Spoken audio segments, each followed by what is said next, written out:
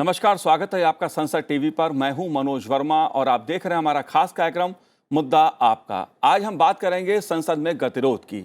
इस मुद्दे पर बात इसलिए जरूरी है क्योंकि संसद के बजट सत्र का दूसरा चरण वित्तीय कामकाज के लिहाज से खासा महत्वपूर्ण रहता है। विभिन्न मंत्रालयों की अनुदान मांगों पर चर्चा होनी है।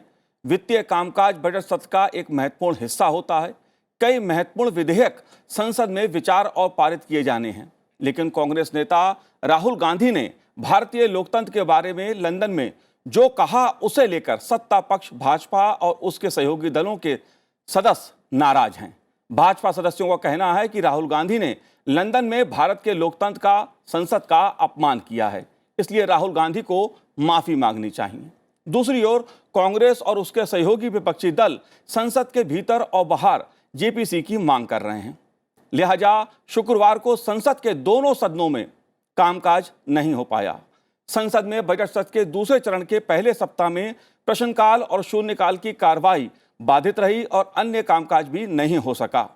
राज्यसभा के सभापति जगदीप धनखड़ जी ने राज्यसभा में सुचारू रूप से सदन चलाने की कोशिश की और उसके बाद लोकसभा में भी अध्यक्ष ओम बिरला जी ने विपक्षी सदस्यों से सदन को सुचारू रूप से चलाने में सहयोग की अपील की। आइए सुनते हैं राज्यसभा के सभापति जी ने सदस्यों से क्या अपील की। Honorable Leader of the Opposition, I look at you because of your importance, not because of what I'm saying.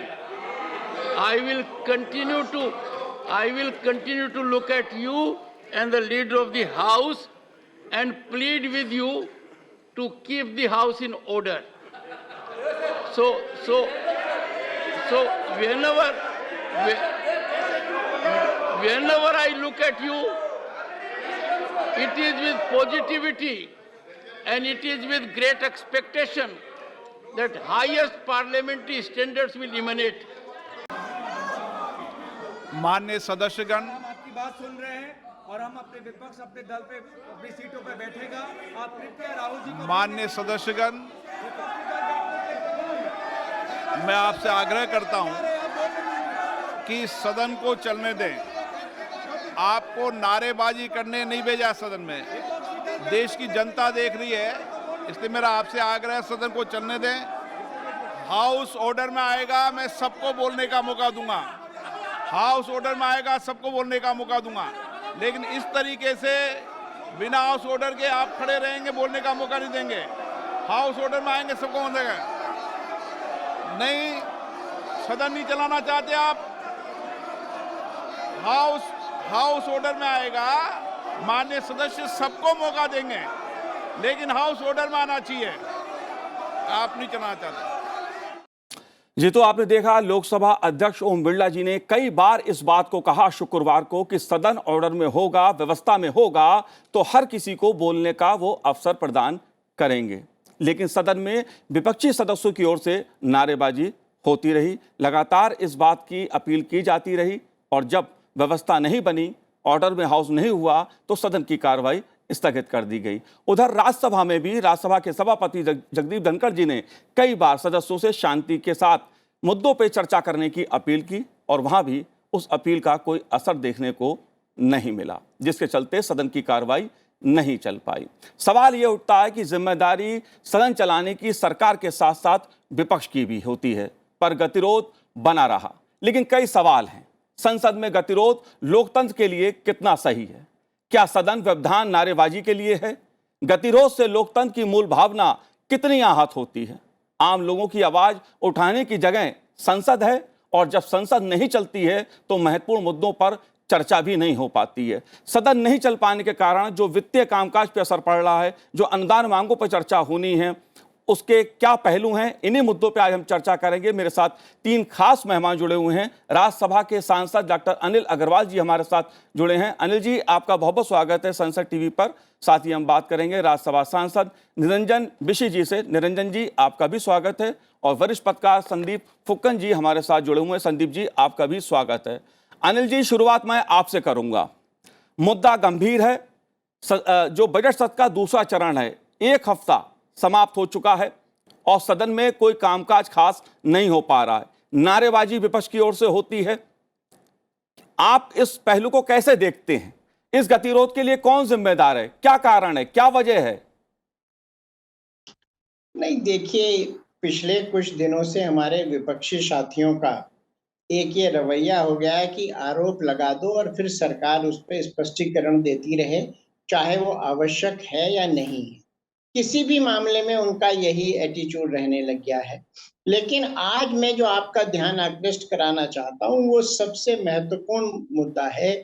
श्रीमान राहुल गांधी जो कांग्रेस के सदस्य हैं लोकसभा में, उन्होंने भारत के लिए जो एक सोची समझी साजिश के तहत भारत के लिए जो शब्दों का इस्तेमाल किया है, भारत की जो गरिमा गिराई है, मैं उसकी कड़े शब्दों में निंदा करता हूं। और उन्होंने इस प्रकार का आचरण रखा है जिससे देश का हर आम व्यक्ति जो जरा सा भी देश प्रेमी है वो आहत हुआ है। मुझे आप समझिए रोज हजारों लोगों के फोन आते हैं कॉन्स्टिट्यूएंसी से कि इस मामले में जरा सा भी कॉम्प्रोमाइज नहीं होना चाहिए और राहुल गांधी को इस मामले में कड़ी सजा मिलनी चाहिए ताकि भविष्य में कोई भी व्यक्ति भारत के प्रति इस प्रकार नकारात्मक रवैया ना अपनाए। आज पूरी दुनिया, पूरा विश्व भारत की सराहना कर रहा है। अभी थोड़े दिन पहले ही इटली की प्राइम मिनिस्टर आई, बिल्कुल किस प्रकार से उन्होंने भारत का गुणगान किया। आज भारत की जो विकास यात्रा है वो सबसे तेजी से बढ़ रही है। भारत 5वीं अर्थव्यवस्था है विश्व की बड़ी। हमको बहुत सोच समझ के चलना है। दुनिया की बहुत सारी ताकतें भारत के इस विकास यात्रा में अवरोध करना चाहती हैं और उस अवरोध करने में हमारे ही अपने लोग अगर आगे आ जाएंगे तो इसको देश कभी माफ नहीं करेगा। अनिल जी मेरा एक सवाल, आपके माध्यम से भी अनुरोध करता हूं कि श्रीमान राहुल गांधी के खिलाफ कड़ी से कड़ी कार्रवाई की जाए। और जहां तक विपक्षी साथियों का जेपीसी का मामला है, मैं स्पष्ट कर दूं कि माननीय उच्चतम न्यायालय इस मामले में एक कमेटी गठित कर चुका है एक्सपर्ट्स की, तो वो अपनी आख्या देंगे। दूध का दूध पानी का पानी हो जाएगा जी। और जिस रिपोर्ट के बाद ये आख्या मांग रहे हैं या सरकार से जेपीसी की मांग कर रहे हैं, उस कंपनी की बैक हिस्ट्री क्या है? जो हिंडनबर्ग कंपनी है उसका काम ही है, उनके ऑब्जेक्टिव में है कि वो शॉर्ट सेलिंग के बिजनेस में है। अनिल जी मेरा सीधा आपसे सवाल है कि यह गतिरोध टूटेगा कैसे? सरकार को भी पहल करनी होगी। क्या राहुल गांधी की माफी का मुद्दा इतना बड़ा है कि सत्ता पक्ष के सदस्य लगातार मांग कर रहे हैं? ये देश के स्वाभिमान से जुड़ा मुद्दा है। देश का स्वाभिमान किसी भी मुद्दे से मैं मानता हूं बड़ा है। मैंने बताया है ना, रोज हजारों लोग फोन करके कहते हैं संसद सदस्य का काम है अपने कॉन्स्टिट्यूएंसी के लोगों की भावनाओं से अवगत कराना। अगर इस समय संसद सदस्य इस मामले में मतलब मजबूती से स्टैंड नहीं लेंगे, मैं आपको दावे के साथ कह सकता हूं लोग अपनी कॉन्स्टिट्यूएंसी में जनता को मुंह नहीं दिखा पाएंगे। जी बिल्कुल। राहुल जी ने जो किया है उसकी जितनी निंदा की जाए उतनी कम है। बिल्कुल। निरंजन जी, मैं आपसे भी जानना चाहता हूं इस बात को, क्योंकि मुद्दा इस देश के लोकतंत्र का है, इस देश की संसद का है, और जो सत्ता पक्ष की ओर से बार बार बात की जा रही है कि विदेश की धरती पर जाके भारत के लोकतंत्र का अपमान करना, राहुल जी के वक्तव्यों के द्वारा सदन का एक तरह से अपमान करना, इस इशू को आप कैसे देखते हैं? जी, हमारा भारत देश सारे विश्व में सबसे बड़ा गणतांत्रिक देश है और गणतंत्र का रक्षा करना सबका धर्म है। भारत का संविधान भी यही कहता है। लेकिन अगर कोई भारत के बाहर कोई देश में कुछ बोला तो अभी जो चल रहा है बजट सेशन, हमारा सेकंड बजट सेशन चल रहा है, तो भारत का भविष्य निर्धारित करता है। रेलवे बजट में, एजुकेशन में, हेल्थ सेक्टर में, एग्रीकल्चर में, और हमारा देश का विकास के लिए अभी ज़रूरी है बजट का डिस्कशन, डिबेट, डायलॉग, डेलिब्रेशन, और उसमें बजट का जो प्रोविज़न है बढ़ाना है। सब में बजट का बढ़ाना है क्योंकि सब में जीएसटी लगा दिया है और अभी जो इन्फ्लेशन हुआ है तो बजट का बढ़ोतरी होना चाहिए। अभी हमारा honourable chief minister Orissa Shri Naveen Patnaik ji भी बोलते हैं कि जो हमारे उड़ीसा के लिए अभी केंदुलिप में जहां 8 लाख से ज़्यादा आदिवासी और एससी कम्युनिटी, गरीब कम्युनिटी के लोग हैं, वर्कर्स हैं, तो उसके ऊपर 18% जीएसटी प्रत्याहार करने के लिए निरंजन हमारा जी, ये मांग जो है। आप मुद्दे कह रहे हैं बिल्कुल आम आदमी के मुद्दे हैं, इस पर सदन में चर्चा होनी भी चाहिए। और प्रधानमंत्री नरेंद्र मोदी जी ने भी कहा इस बात को कि सदन में हर मुद्दे पे चर्चा के लिए तैयार हैं। लोकसभा अध्यक्ष, राज्यसभा के सभापति जी भी कहते हैं कि हाउस ऑर्डर में हो, हर मुद्दे पे चर्चा सदन में हो, हर किसी को बोलने का मौका दिया जाएगा। लेकिन यहाँ मुद्दा जो सबसे बड़ा है, जो इस समय इशू सबसे बड़ा है, वो इस देश के लोकतंत्र के अपमान का है। अगर राहुल जी ने विदेश की धरती पर जाके भारत के लोकतंत्र का अपमान किया है और उसके लिए सांसदों का एक बड़ा वर्ग माफी मांगने की मांग कर रहा है, तो उसमें हरज क्या है? सबसे बड़ा है अभी देश का विकास के लिए अभी जो है भारत का आज़ादी का अमृत महोत्सव मना रहे हैं। अमृत काल है, 75 साल आज़ादी का 75 साल हो गया। तो भारत अभी साइंस टेक्नोलॉजी का युग है, तो डेवलपमेंट का युग में हम वो बड़ा राहुल गांधी क्या विदेश में बोल दिया तो हमारा भारत के लिए बहुत बड़ी बात नहीं है। लेकिन बड़ी बात है अभी हमारा भारत देश का 140 कोटि लोगों का विकास का बात बड़ा है। और कोई अगर कुछ बोल दिया बाहर में कि एक सांसद ने बोल दिया, तो उस जैसे जेपीसी बैठा दिए हैं, ऐसी कुछ कमेटी बैठाई है कि वो क्या बोले हैं कि नहीं बोले हैं। उसमें इतने बड़ी आज 5 डेज हो गया पूरा, बहुत तो जो हमारा पार्लियामेंट, लोकसभा और राज्यसभा का गतिरोध हुआ, ना हमारा डिस्कशन हो पाया बजट में। जी संदीप जी, मैं इस मुद्दे को आपसे समझना चाहता हूँ। लंबे समय से संसद कवर कर रहे हैं। राहुल जी ने जो कुछ लंदन में बोला, और जाहिर सी बात है मुद्दा इसलिए मैं बार बार इसको चर्चा में ला रहा हूं क्योंकि इसके चलते ही अगर विपक्ष सत्ता पक्ष के सदस्य इस बात से आहत हैं कि राहुल जी ने देश के लोकतंत्र का अपमान किया, देश की संसद का अपमान किया, संसद को लेकर उनको कुछ वक्तव्यों को लेकर आपत्ति है, उसके लिए माफी मांगे, तो मुझे लगता है या माफी की जो बात है उसमें हर्ज किया है। अगर उससे गतिरोध टूटता है, अगर नहीं बोला है तो भी कुछ कर सकते हैं, कोई रास्ता निकाल सकते हैं। सरकारी पहल करे, विपक्ष भी तो पहल कर सकता है। मेरे ख्याल से देखिए ऐसा है मनोज जी कि इसमें ये थोड़ा सा मामला थोड़ा ट्रिकी हो गया, थोड़ा पेचीदा हो गया। मैं समझाऊंगा क्यों। राहुल गांधी ये नहीं बोल रहे कि मैं नहीं बोलूँगा, वो सिर्फ ये बोल रहे हैं कि मुझे बोलने के लिए मौका दो। कल उन्होंने प्रेस वार्ता किया, उन्होंने कहा कि मुझे जो बोलना है मैं संसद में बोलूँगा।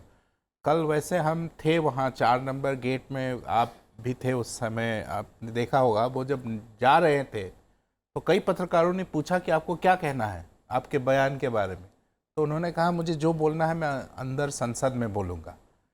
फिर वो लोकसभा अध्यक्ष भी मिले, ओम बिरला जी से भी मिले, उन्होंने टाइम भी मांगा।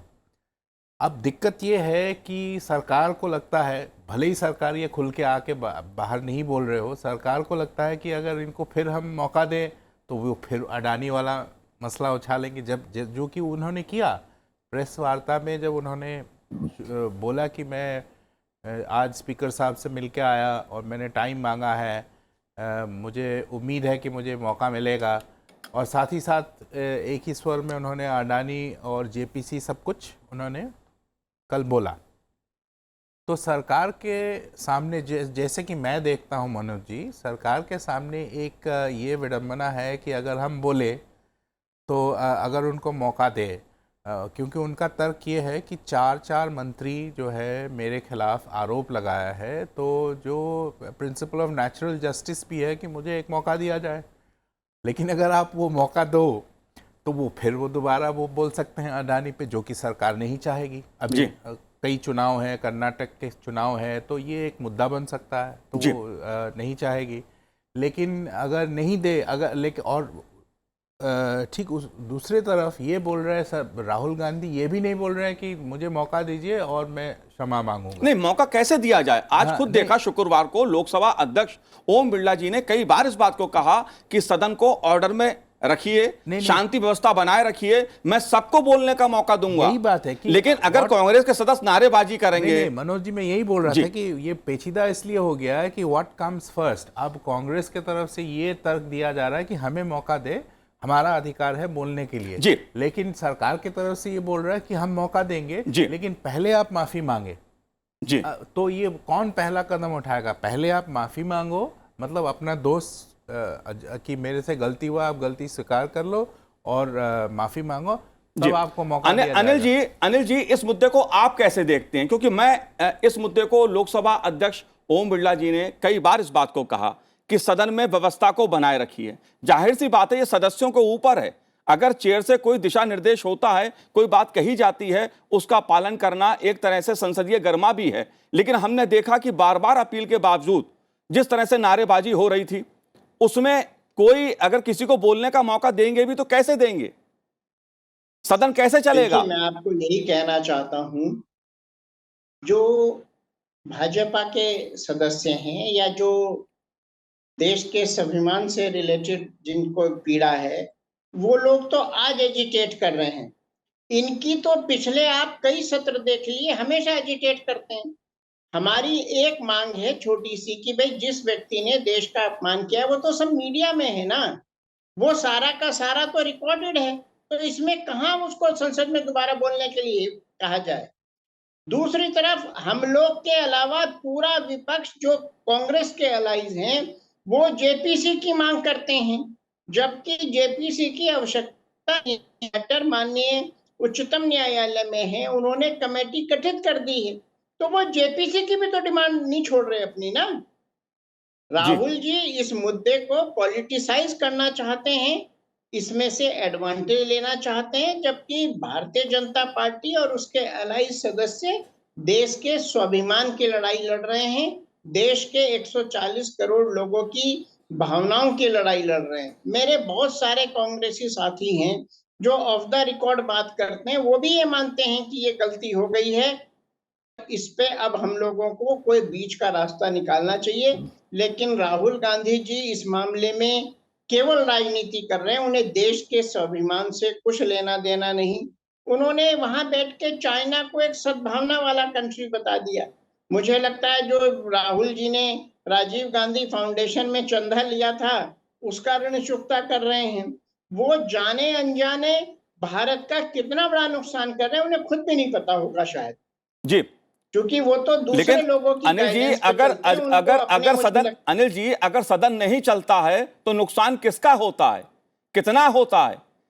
देखिए, जब से भारतीय जनता पार्टी की सरकार आई है हम लोगों ने रात के 11-11 बजे तक भी काम किया है। आप मानेंगे ना, कांग्रेस के रिजिम में कितने ऐसे इंसिडेंट्स हैं कि रात को 11 बजे तक काम हुआ है।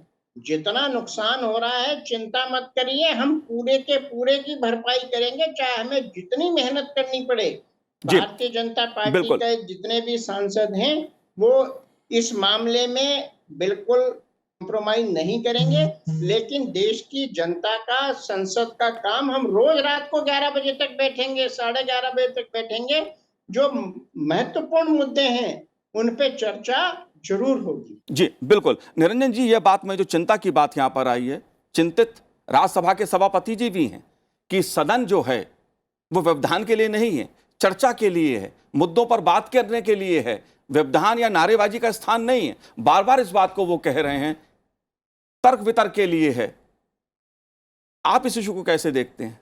बिल्कुल, मैं भी सहमत हूँ कि हमारा माननीय अध्यक्ष जी जो बोलते हैं हमेशा कि संसद में डायलॉग हो, डिबेट हो, डिस्कशन हो, डिलिबरेशन हो और डिसीजन हो, और ऐसे गतिरोध नहीं होना चाहिए, हाउस ऑर्डर में होना चाहिए। सबको बोलने का अधिकार है, फ्रीडम ऑफ स्पीच है, सब अपने अपनी कॉन्स्टिट्यूशन का जो पार्लियामेंट्री कॉन्स्टिट्यूंसी है उसमें बोलने का, प्रश्नकाल में या 0 आवर में, स्पेशल मेंशन में, शॉर्ट ड्यूरेशन में, सब बोलने का अधिकार है और बोलना भी चाहिए, क्योंकि आगे इलेक्शन ईयर है।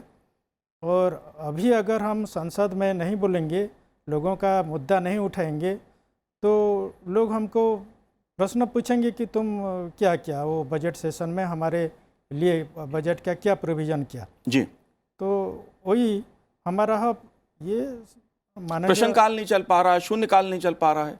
हाँ, ये वेरी इम्पोर्टेंट है कि जो जीरो आवर है या क्वेश्चन आवर है और स्पेशल मेंशन है, तो उसमें हम पूछ सकते हैं हमारा स्टेट का या नेशन का सब इशू के बारे में, मुद्दा के बारे में, और उसको कैसे समाधान किया जाए। वो शिक्षा हो, स्वास्थ्य हो, जल सेचन हो, विद्युत हो, बिजली हो, पानी हो, सब सब्जेक्ट में हम प्रश्न कर सकते हैं, समाधान कर सकते हैं, देश का विकास कर सकते हैं। लेकिन ये हाउस चलता नहीं।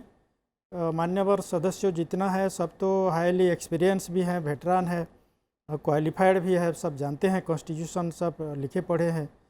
ऐसा नहीं कि जो हमारा ऑनेबल मेंबर ऑफ पार्लियामेंट है लोकसभा में या राज्यसभा में, सबको मालूम है सब कुछ जी। लेकिन उसके बावजूद भी ये गतिरोध होना ये देश के लिए बहुत खतरा है। जी, विकास के लिए ये तो संसद गतिरोध नहीं होता है, विकास गतिरोध होता है। जी बिल्कुल। संदीप जी, अगर बात इस कामकाज की जाए, क्योंकि दूसरा चरण जो बजट का है वो वित्तीय कामकाज के लिहाज से खासा महत्वपूर्ण माना जाता है। अगर मैं कामकाज के लिहाज से बात करूं कि महत्वपूर्ण बिल भी पेश होने हैं विचार के लिए, पारित होने के लिए, कामकाज के लिहाज से आप कैसे थे, कितना असर पड़ रहा है, कितना प्रभावित कामकाज होता है? देखिए, ये एक्चुअली ये इसका एक टाइमलाइन होता है। इसका इम्पोर्टेंस मैं आपको समझा देता हूँ। बजट सेशन में पहले भाग में वित्त मंत्री जब अपना बजट पेश कर चुका है, मतलब निर्मला जी जब कर चुकी है, उसके बाद ये होता है कि पहले तो शुरुआत होता है कि आपका प्रेसिडेंशियल एड्रेस, जॉइंट सिटिंग, फिर motion of thanks to president's address, फिर आपका इकोनॉमिक सर्वे आते हैं, फिर वित्त मंत्री जी का जो बजट पेश करते हैं। वो जो बीच में का जो रिसेस होता है मनोज जी, इसमें क्या होता है कि सारे standing committee demand for grants को स्टडी करते हैं। इसमें से 2-3 मंत्रालय को उठा के उनमें जो डिमांड फॉर ग्रांट्स है उसको तफसील से बड़े डिटेल तरीके से हाउस में अपने सदस्य भी अपना मांग रखते हैं, उसका डिस्कशन करते हैं, प्रोविज़न, आउटले, आउटकम्स, ये सारे डिस्कशन होते हैं। कोई भी आप मान लीजिए डिफेंस ने आप सिलेक्ट कर लिया, एग्रीकल्चर सिलेक्ट कर लिया, 2-3 मिनिस्ट्री सिलेक्ट करके उन पे डिस्कशन होता है। फिर अप्रोप्रिएशन बिल वो पास होना है, फिर फाइनेंस बिल वो पास होना है। तो ये सारी चीज़ें जो है, बाकी जिसे हम लोग बोलते हैं एक पार्लियामेंट्री डिवाइस होता है गिलेटिन, तो वो गिलेटिन के थ्रू बाकी सारे डिमांड फॉर ग्रांट्स वो पास हो जाते हैं लोकसभा में। राज्यसभा में थोड़े अधिकार कम होते हैं क्योंकि मनी फाइनेंस रिलेटेड जो इश्यूज होते हैं वो लोकसभा में ज़्यादा वो होते हैं और उसको डीम्ड एज पास माना जाता है।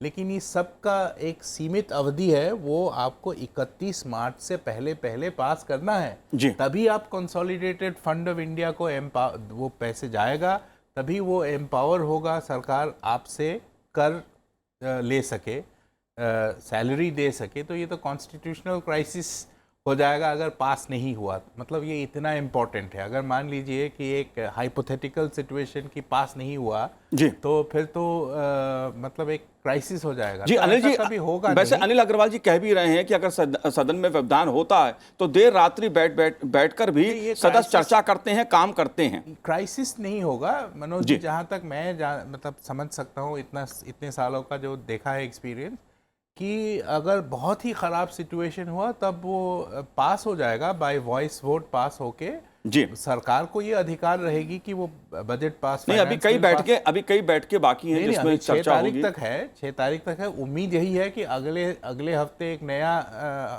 वीक होगा और एक नई जी, शुरुआत होगी। लेकिन एक बड़ा सवाल अनिल जी, जो संक्षेप में मैं आपसे जवाब चाहूंगा, उसका सदन की गर्मा का है। जाहिर सी बात है, लोकतंत्र के सम्मान का भी सवाल है, सदन की गर्मा का भी सवाल है, क्योंकि अध्यक्ष ओम बिरला जी और राज्यसभा के सभापति जगदीप धनखड़ जी लगातार इस बात पर जोर दे रहे हैं कि सदन में चर्चा हो और जो सदन है वो नियम और परंपराएं हैं उसके अनुसार चले। वाद विवाद हो, असहमति हो, लेकिन व्यवधान ना हो, नारेबाजी ना हो, प्ले कार्ड्स लेकर सदन में सदस्य ना आए, इस पे लगातार जोर दिया जा रहा है। इस पहलू को आप कैसे देखते हैं? देखिए, भारतीय जनता पार्टी के जितने भी सदस्य हैं, हमारे जितने एलाइज हैं, कोई भी वेल में नहीं गया है। सबने अपनी भावना को व्यक्त किया है, अपनी सीट पे खड़े होकर व्यक्त किया है। आज भी विपक्षी सांसद तो बैल में आते हैं, प्ले कार्ड्स लेके आते हैं। तो ये सारी की सारी चीजें वो राहुल गांधी जी ने तो अब बोला, हम तो अब एजिटेट कर रहे हैं। जो पिछला भी सेशन था बजट का पार्ट 1, उसमें भी उन्होंने गतिरोध रखा है। उनकी आदत है गतिरोध रखने की। और मुझे लगता है ये राहुल गांधी जी ने जानबूझ के किया है कि देश का अपमान अगर सहलेगा तो इनको वैसे इनको जनता माफ नहीं करेगी, और नहीं तो बजट सत्र जो सेकंड है वो नहीं चलने दिया जाएगा। जिस दिन बजट सत्र शुरू हुआ तभी लगभग ये गए ना। उनको हिंदुस्तान के बजट सत्र की चिंता नहीं थी, उनको ऑक्सफोर्ड में जाके भारत के विरुद्ध वक्तव्य देने की चिंता थी। आप ये देखिए उनकी संसद में उपस्थिति कितनी है, लगभग 40%। वो तीसरा टर्म उनका है ये, तीनों टर्म में उनकी उपस्थिति कम रही है। स्टैंडिंग कमेटी में जाते नहीं, बाहर, क्योंकि सदन में अगर कुछ रखेंगे तो उसके लिए आपकी दायित्व तय हो सकता है, बाहर जाके बोलो ताकि दायित्व तय ना हो। तो ये जानबूझ के वो करते हैं, देश को बदनाम करते हैं, भारतीय जनता पार्टी को बदनाम करते हैं, देश के विकास को बाधित करते हैं। जी, जाहिर सी बात है राहुल गांधी जी ने जो कुछ लंदन में जाके भारतीय लोकतंत्र के बारे में बोला और जिस तरह से उसे लेकर सवाल खड़े हुए हैं, वो कहीं ना कहीं एक बड़ा गतिरोध का कारण बना हुआ है। भाजपा लगातार राहुल गांधी से माफ़ी की मांग कर रही है। भाजपा का कहना है कि देश के लोकतंत्र का अपमान, देश का अपमान बर्दाश्त नहीं किया जाएगा। लेकिन दूसरी ओर सदन के चलाने का सवाल है। जाहिर सी बात है राज्यसभा के सभापति जगदीप धनखड़ जी ने इस बात को कई बार कहा, कई मंचों से कहा कि भारतीय लोकतंत्र दुनिया के लिए मार्गदर्शक लोकतंत्र का ध्रुव तारा है। संसद चर्चा करने की जगह है, संसद व्यवधान उत्पन्न करने की जगह नहीं है। इसलिए मुद्दों पर चर्चा हो, संवाद हो। जाहिर सी बात है इसी में ही लोकतंत्र की खूबी भी है। आप तीनों ने इस कार्यक्रम में भाग लिया, संसद टीवी से बात की, बहुत बहुत शुक्रिया, बहुत बहुत धन्यवाद हमसे बात करने के लिए। तो आज इस कार्यक्रम में इतना ही, मुझे दीजिए आज्ञा, नमस्कार।